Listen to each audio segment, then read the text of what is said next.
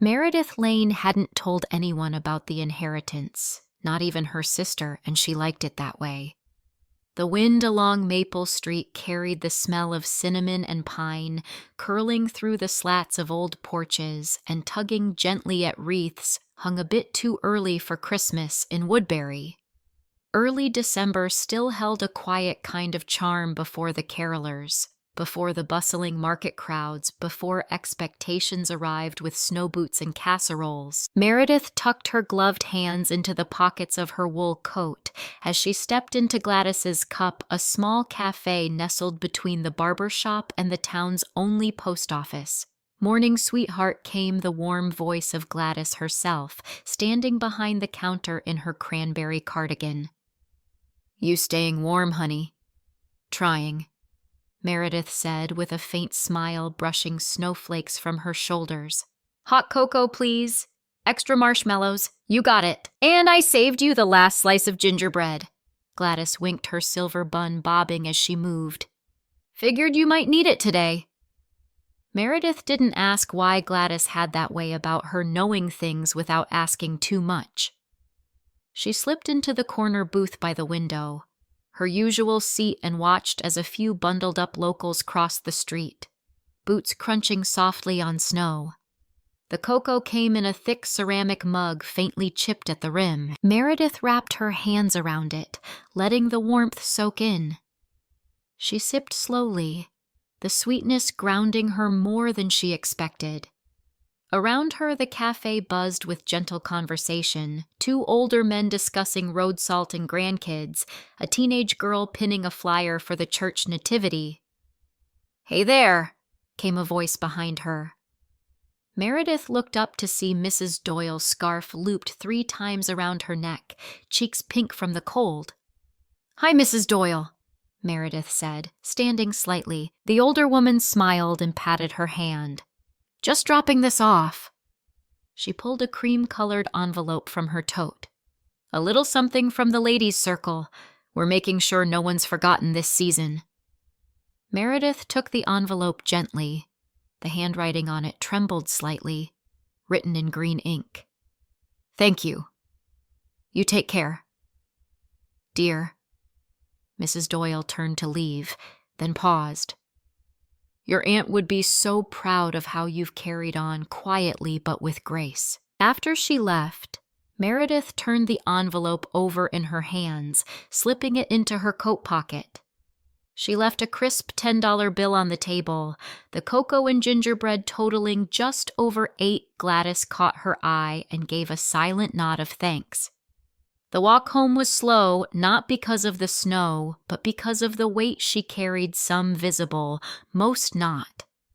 The streets of Woodbury were dressed in twinkle lights and red ribbons, but Meredith felt none of the sparkle. At her cabin, the door creaked in its usual way as she stepped inside. The heat clicked on, humming softly. She hung her coat, kicked off her boots, and moved to the fireplace mantel, where a small wooden box sat untouched. Ruth's box. She didn't open it.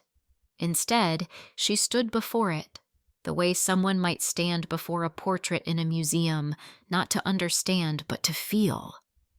She thought about the night the lawyer called, how she'd stood right in that same spot, stunned by the numbers. $2 million.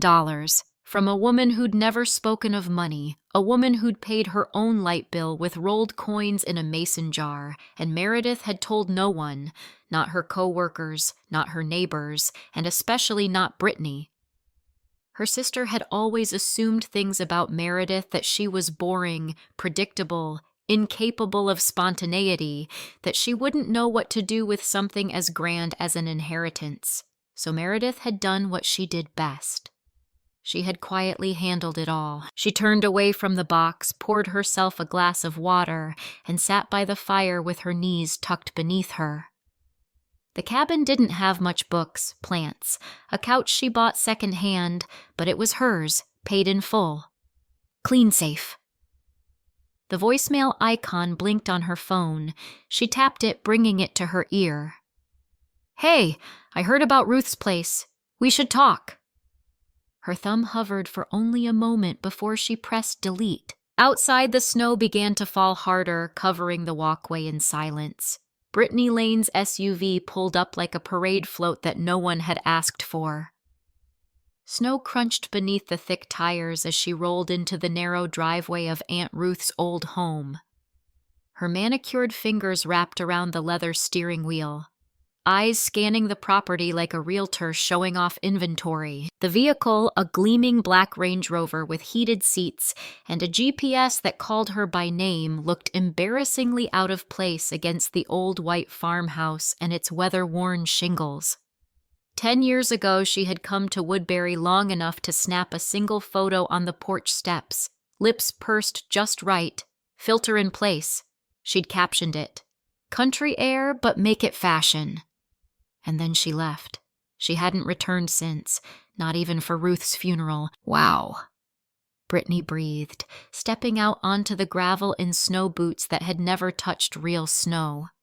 She really kept it all the same. Derek emerged from the passenger seat, camera already in hand. He wore a beanie pulled low and a hoodie with a city logo, clearly unimpressed. "This it?" "Yeah," she said, brushing imaginary dust off her coat.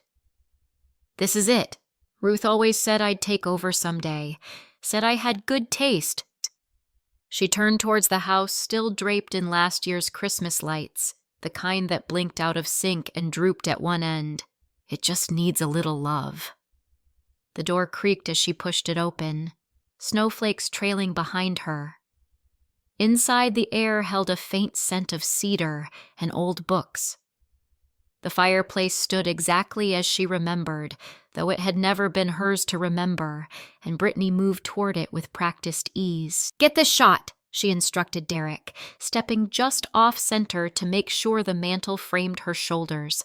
She adjusted her scarf and softened her expression. "Warm, but luxe," he filmed without comment. She turned and whispered, "That sweet old lady." This was always the plan. She knew I'd do something with this place. From her purse, she pulled out her phone, switching apps, angling just right for a selfie in front of the fireplace.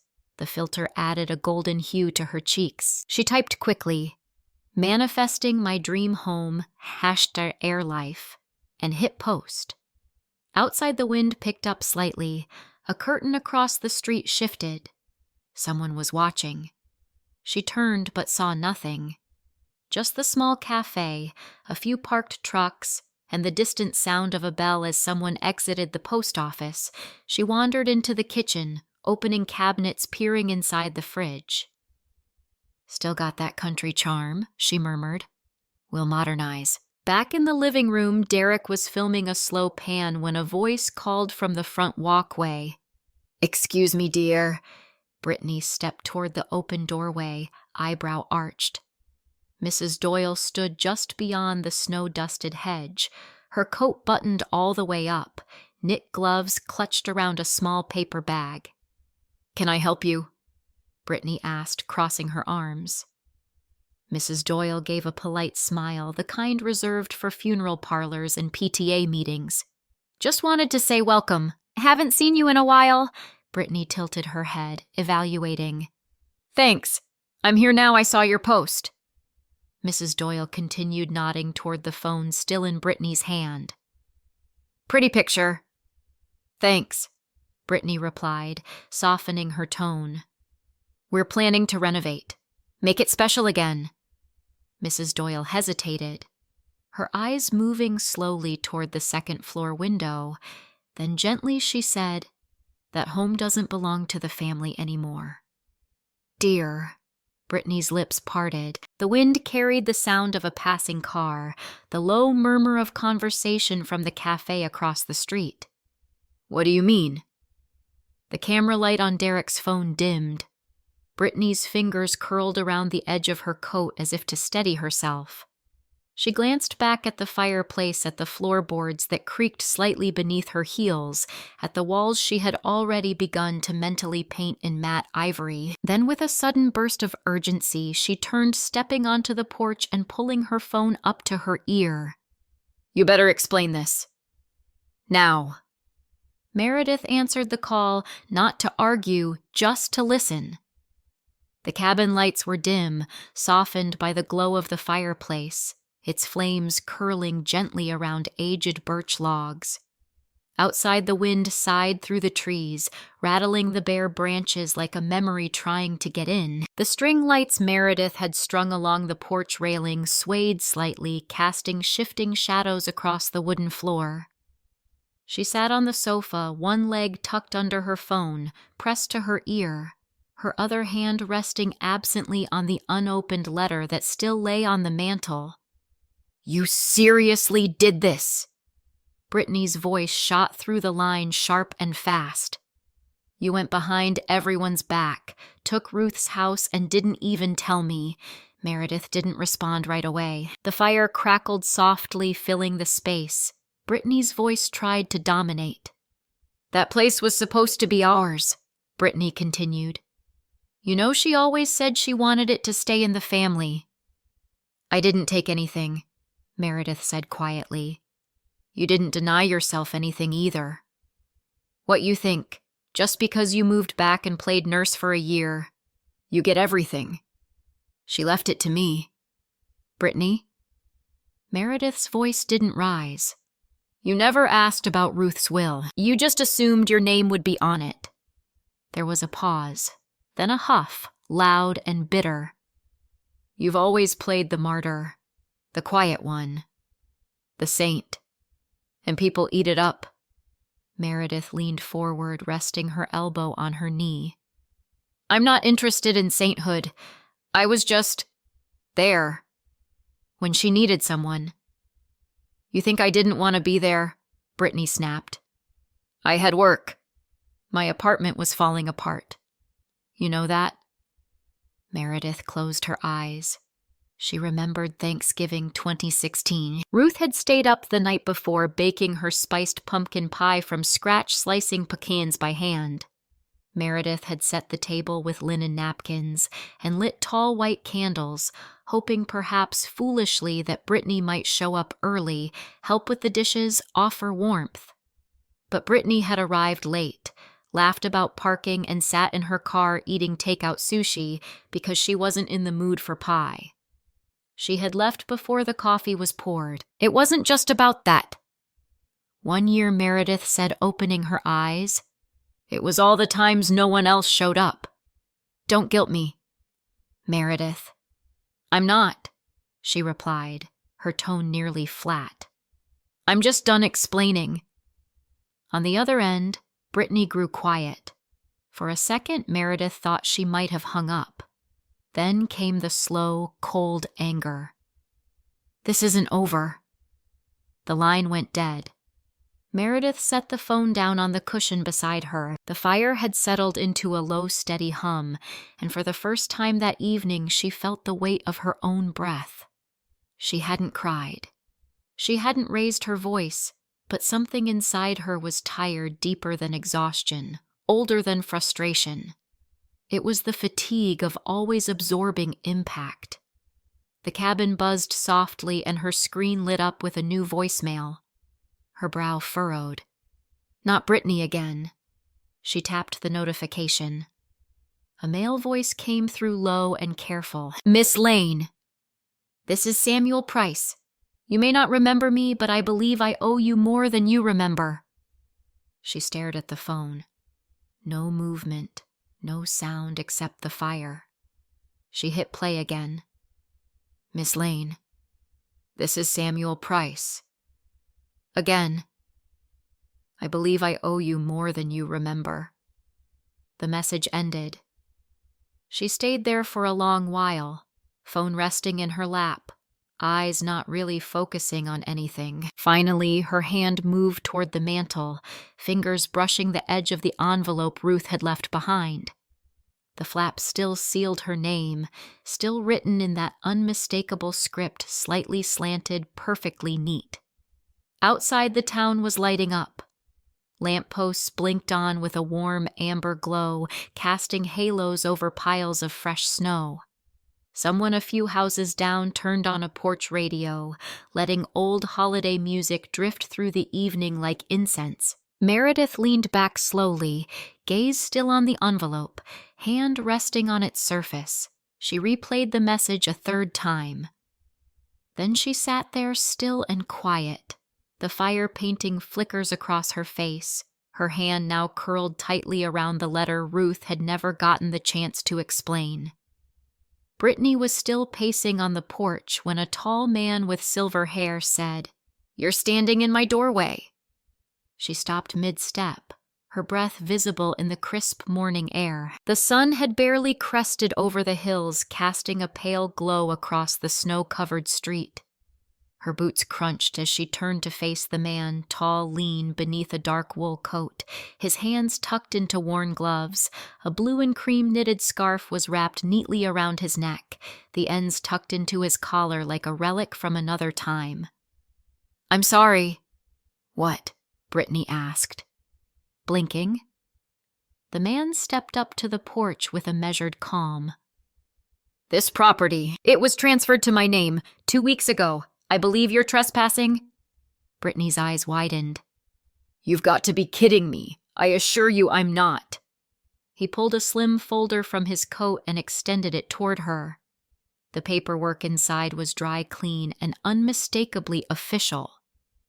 "I don't know who you think you are, but this house belonged to my Aunt Brittany," said voice rising. "She meant for it to stay in the family." The man didn't argue. He only looked at her with quiet patience, like someone used to being doubted. "I'm Samuel Price. Ruth Lane was kind to me once years ago. I owe a great deal to her, and to Meredith." Brittany didn't take the folder. She stared at him, at his calm eyes, at the way he stood firm but not aggressive. "This is insane," she muttered, yanking out her phone. "I'm calling my sister." "A few houses down inside a warm kitchen, Mrs." Doyle stood by her window, a cup of tea in hand, her eyes on the porch across the street. She didn't move, just watched. The phone rang twice. Meredith's voice was steady. "Hello? There's a man on Ruth's porch saying he owns the house," Brittany snapped.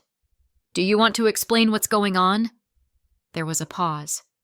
"His name is Samuel Price." Brittany stepped back, nearly slipping on the icy steps. "So you know him?" "I do," Meredith said. "I gave him the house." Brittany's jaw fell. "What?" The pause that followed stretched, filled with the slow hush of falling snow. "It was never yours to claim." "Brittany," Meredith said softly, "you never asked. You just assumed." Brittany opened her mouth, then closed it. Her hands trembled around the phone. "You gave away our family home," she hissed. "Ruth gave it to me," Meredith said, "and I gave it to someone who needed it more than either of us." Behind her, Samuel remained still, the scarf around his neck gently fluttering in the breeze. Brittany turned toward him, glaring. "You conned her, didn't you?" Played the sympathy card. "I didn't ask for anything," he said, his voice calm like a teacher speaking to a student who'd crossed the line. "Not then. Not now." Meredith's footsteps were soft but firm on the snow-packed walkway. She appeared behind Samuel, bundled in her maroon coat, eyes tired but resolute. "He didn't con me," she said. "Years ago, when I was barely making enough to feed myself, Sam was sleeping behind the library. Ruth brought him inside. She made him soup. I started dropping off food when I could. It wasn't charity. It was habit. He never asked, but he always thanked me." Sam looked down the scarf around his neck, catching Meredith's eye. She recognized it. Ruth's favorite winter yarn, the one she only used for people who mattered. She used to say Sam murmured that a warm meal is just as holy as a prayer. The silence settled over them like a thick blanket. Brittany took a half step back, her voice tight. "You gave our family home to a stranger." "No," Sam said without hesitation. "She gave it to someone who remembered what kindness feels like." By sunrise, the town of Woodbury had opinions, and they came wrapped in casseroles and polite silence. Snow still clung to the porch railings like soft icing when Meredith stepped onto Main Street that morning. The cold had settled deeper overnight, and everything wore a hush. Cars moved slower. Voices dropped to half their usual volume. Even the wind seemed too cautious to interrupt. But beneath the quiet, something had shifted. Not angry, not loud, just aware. At Gladys's Cup, the bell above the door gave its usual cheerful jingle as Meredith stepped in, shaking snow from her coat. The warmth inside greeted her like an old friend. Gladys was already at the counter arranging cinnamon rolls in a glass case. "Morning, Meredith," she said, her voice even. "Morning," Meredith replied, adjusting her scarf. There were others in the cafe. Mrs. Doyle by the window knitting something pale blue. A retired mailman named Hank stirring too much sugar into his coffee. Meredith felt them all glance up and then away like ripples across a still pond. She took her cocoa to the back corner, her usual seat. No one spoke directly to her, but a woman she didn't recognize, a newcomer from the next town over, placed a foil-covered casserole on the counter and said softly, "For her." The one who gave up the house. Outside, a new post on the Woodbury neighborhood group was racking up comments. "The house on Maple Street has found peace again. No photo, no hashtags. Just that sentence posted by someone named Rose C56, followed by a line of tulip emojis. Brittany read it from her phone as she sat in the cafe's farthest booth. She wasn't alone. Derek sat across from her, scrolling through messages, occasionally side-eyeing the stares they were getting. A waitress dropped off their lattes with a practiced smile and no words. "No. Enjoy no. Let me know if you need anything." Brittany stirred her coffee aggressively. "Can we go?" "They've barely even looked at us," Derek said. "Exactly." The air inside the cafe had grown thicker, but it wasn't hostile. It was heavy with withheld judgment. Woodbury didn't scream or protest. It quietly remembered. At the post office, Meredith waited in line behind 3 older residents, mailing out hand-addressed holiday cards. The walls were covered in wreaths made of pine cones and bows, likely from the local elementary school. "Doing okay, sweetheart?" the postmaster asked gently as she weighed Meredith's envelope. "I'm all right," Meredith said, and meant it. "That scarf suits you," the woman added. "Reminds me of Ruth's old yarn. At the church." The Thursday morning prayer circle was ending when Sam Price stood from the back pew. He wasn't on the official program, and no one introduced him. He just stepped forward, removed his hat, and spoke into the quiet. "I was given more than a roof last week," he said. "Meredith Lane gave me back my place in the world." He nodded once, then sat down. That was all. Later that afternoon, Brittany returned to the Maple Street house. She parked out front, marched up the walkway, and pounded on the door. The wreath had been removed. The windows showed no signs of life. She gripped the knob, turned, pushed locked. Sam opened the door part way, his expression unreadable. "I'm here to talk," Brittany said, forcing a calm she didn't feel. "I'm not," Sam said gently but firmly. "Not today." He closed the door, not with anger, just finality. Brittany stood there a moment longer, her breath fogging in the air. Then she turned, returned to her car, and slid into the driver's seat. She opened her phone. Her thumbs hovered over the screen. She started typing. "This town will turn on anyone. You think they care about truth. Delete. I was lied to. That man took delete."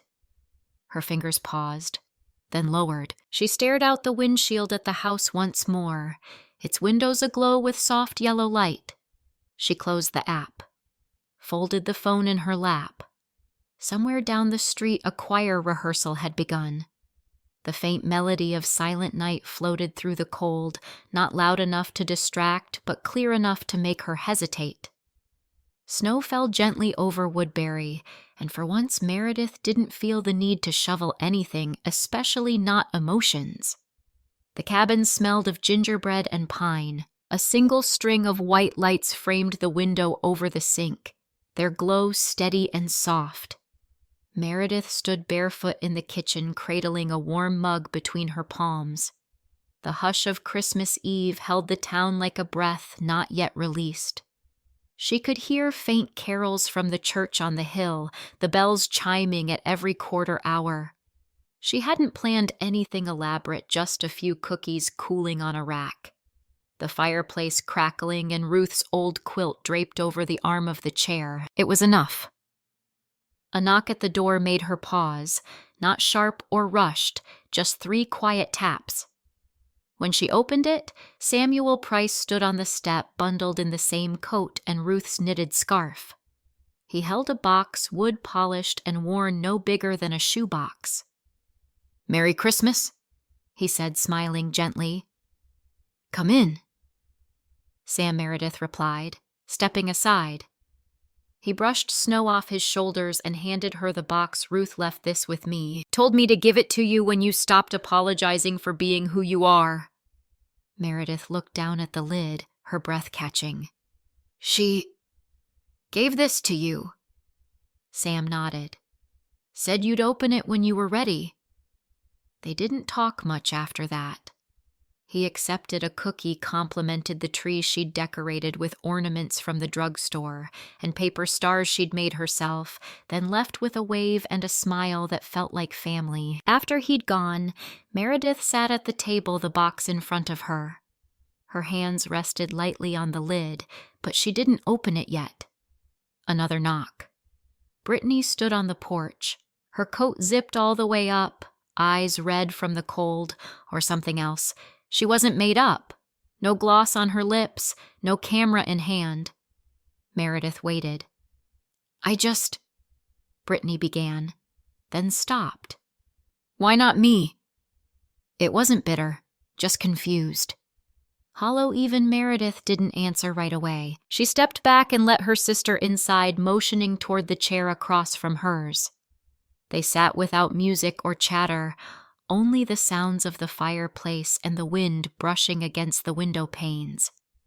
Meredith finally spoke, her voice low. "Because kindness asks for nothing. You always asked for more." Brittany looked down at her gloved hands. She didn't argue, didn't deflect, just nodded once, barely visible.